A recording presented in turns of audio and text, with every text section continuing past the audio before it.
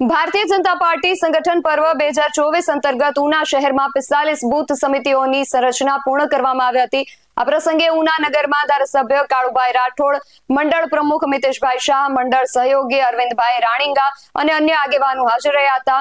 45 નવનિયુક્ત બૂથ પ્રમુખોને પ્રદેશ અધ્યક્ષ CR પાટીલે ખેસ, ફુલહાર અને મોં મીઠા કરીને સન્માનિત કર્યા હતા।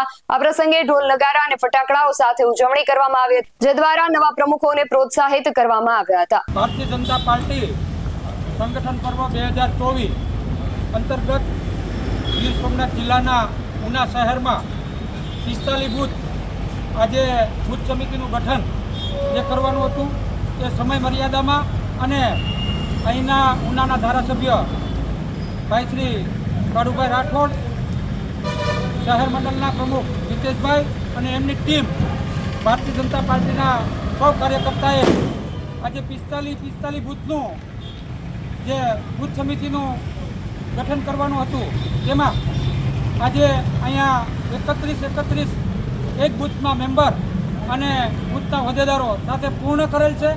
BS9 TV ન્યૂઝ સાથે ઉષા મેરાવડા, ગીર સોમનાથ।